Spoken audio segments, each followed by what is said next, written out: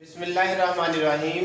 Unit number 12 है और ये थ्योरम्स का यूनिट है। और कल हमने इंग्लिश मीडियम्स के अंदर थ्योरम किया था और आज हम उर्दू मीडियम में करेंगे ताकि दोनों मीडियम के स्टूडेंटों को प्रॉब्लम ना हो कि इंग्लिश वाला कहे जी उर्दू में नहीं करवाया और उर्दू वाला ये ना कहे जी इंग्लिश में नहीं करवाया।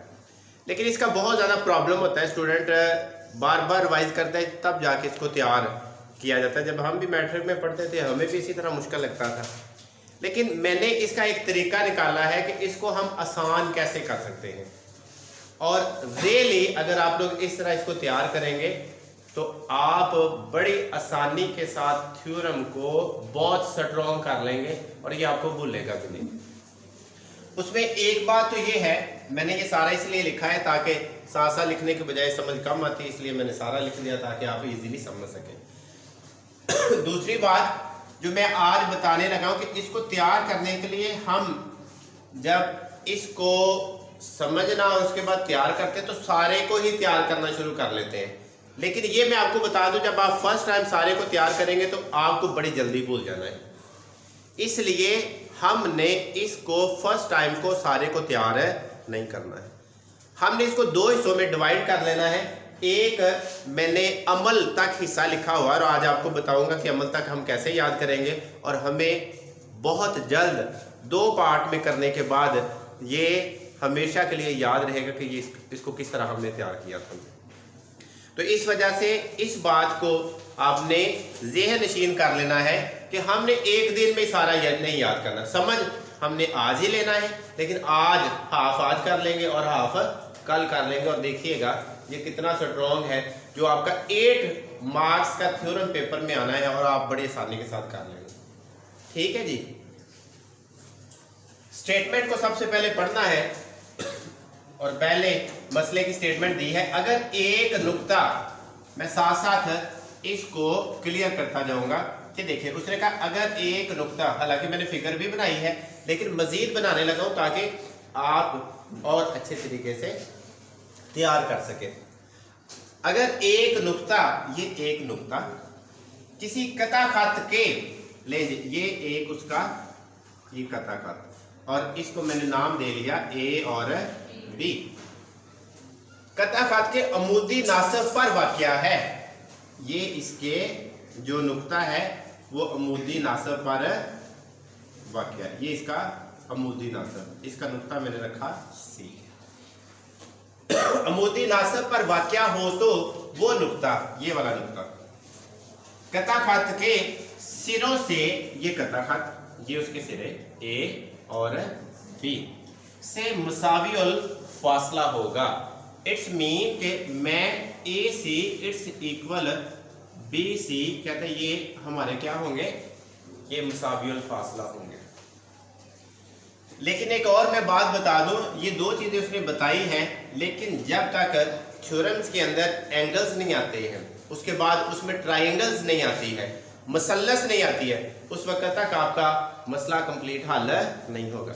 इस वजह से इस जो अमूदी नासब को कता खत पर जो गिर रहा है इसमें से हम मसलस को कंप्लीट करेंगे, लेकिन एक एक्स्ट्रा जो स्टेटमेंट बयान देकर उसे अमल का बयान कहा जाता है। इसमें आप अपने पास से थोड़ा सा इजाफा करेंगे ताकि हमारी फिगर कंप्लीट हो जाए। और उसके लिए हम क्या करेंगे, हमने एक नुक्ता P ले लिया और इस P को मैंने A के साथ मिला लिया और इस P को मैंने B के साथ मिला लिया और मिलाने के बाद A P और ये P और B और इसमें दो ट्राइंगल बन गए, एक A P C और एक B P C या P A C और दूसरी P B C जो इधर हमने बनाई भी हुई है। तो अब इस फिगर से, इस शक्ल से हम कंप्लीट थ्योरम्स को करेंगे। थ्योरम्स की तरफ आते हैं। इसमें जो पहली स्टेटमेंट में चीज दी होती है उसको मालूम कहा जाता है और इसके अंदर मालूम क्या है, एक खत LM, ये हमारे पास L और M एक खत है और कथा खत ए बी को नुक्ता सी पर, ये हमारे पास कथा खत है ए बी और उसे नुक्ता सी पर कथा करता है जी, उसने कथा कर दिया। एक खत एल एम कथा खत ए बी और उसने नुक्ता सी पर कथा कर दिया। कथा करते ही उसने ये कहा था कि ये वो नुक्ता कथा खत के सिरों से मुसावियुल फासला होगा, तो बिल्कुल मुसावियुल फासला है। ए से लेकर ये सी तक, ए से सी और ये बी से सी, ये दोनों क्या है, ये मुसावियुल फासला है, मुतमासिल आगे। और मैंने साथ लिखा कि ए बी कथा खत पर अमूद है एल और एम, ये खत उस पे ऊपर क्या है, अमूद है। इसके बाद हमें जो साबित करना है वो मतलूब कहा जाता है, और मतलूब है जो हमने यहाँ पर अमल से नुक्ता पी लिया था और पी को फिर ए से मिलाया और पी को फिर हमने बी से मिलाया, तो ये हमारे पास पी ए और ये मुतमासिल है पी और बी के दो चीजों के बराबर। इसमें अमल हमने ये किया था कि एल एम पर एक नुक्ता पी ले, हाँ जी ये एल एम था और उस पर हमने नुक्ता पी लिया और पी को निकात ए से और बी से आपने मिला दिया। तो ये आज हाफ, और यहाँ तक हम इसको जरा रिपीट करेंगे तो ये इंशाल्लाह हमारा हाफ तैयार हो जाएगा। अब बकिया हम करेंगे सबूत, बयानात और उसके दलाइल। एक तरफ बयानात होंगे और दूसरी तरफ उसके दलाइल होंगे। तो अब देखते हैं कि हमारे पास दो ट्राइंगल है इसमें, तो ट्राइंगल कौन कौन सी है हमारे पास, ये है मुसल्लस पी सी ए या ए सी पी जो इधर लिखी है, दूसरी उसके साथ जो मुताबिकत है जिसका उसके साथ तल्लक है वो मुसल्लस हमारे पास है बी सी और बी।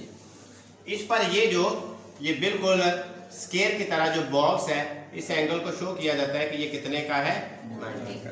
नुक्ता एक है लेकिन एंगल दो है, उस नुक्ता सी पर दो मुसलसे हैं, इस वजह से वो 90 का एंगल है।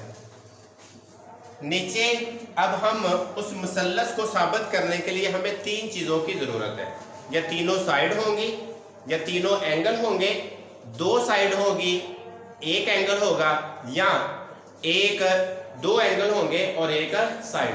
तीन चीज़ें कंप्लीट होगी तो हमारी ट्राइंगल कंप्लीट और हमारा थ्योरम भी प्रूफ हो जाएगा।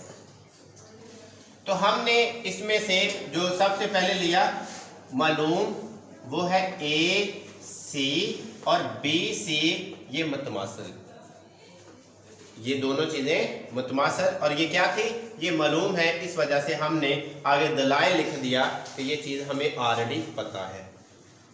दूसरी ऑप्शन में जो नीचे थोड़ा सा है तो यहाँ पे लिखा एंगल ए सी पी, तो ये ए सी पी इसलिए लिखा जाता है, वरना आप अकेला भी लिख सकते हैं कि हमारे पास एंगल सी और मुतमासिल है एंगल सी के, लेकिन ए सी पी से मुराद ये जो पहली मुसल्लस, और बी सी पी से मुराद होता है बी सी पी से मुराद है कि ये दूसरी मुसल्लस का 90 का सी पर जाविया है, जो दरमियान में लिया जाता है उसी पर ही एंगल होता है, दरमियान में सी है इसलिए इधर भी सी है। तो ये क्या चीज है, सी पर हर एक जाविया 90 का है, सी पर जाविया क्या है, पहली मुसल्लस में भी 90 और दूसरी मुसल्लस में भी 90 का जाविया है। फिर हमारे पास पहली साइड ए कंप्लीट होगी, दूसरे में एंगल आ गया, और तीसरी जो चीज अब देखते हैं वो क्या आ रही है, उसमें से एक हमारे पास ये जो P और C है ये दोनों में मुश्तरक है, PC पहली ट्राइंगल में भी है और PC दूसरी ट्राइंगल में भी है, तो ये मेरे पास तीनों चीज़ें पूरी होगी, जिसमें पहली साइड आई जिसे आप लोग इजला कहते हैं, दूसरा आपका जाविया आया और तीसरा फिर आपका ज़िला, फिर तीसरा ज़िला आ गया। तो हम लिखेंगे, ये देखें, ज़िला, जाविया, ज़िला और उसका मौज़ा, और इधर लिखा हमने इसीलिए मुसल्लस जो ACP ये जो मुतमासिल है मुसल्लस BC और P के, तो हमारी दोनों मुसलसल जब बराबर आ जाएंगे तो हम नीचे लास्ट पे लिख देंगे कि ये जो पास हमें मतलूब चाहिए था वो साबित हो चुका है कि वो पी ए मतमासल है पी और बी के।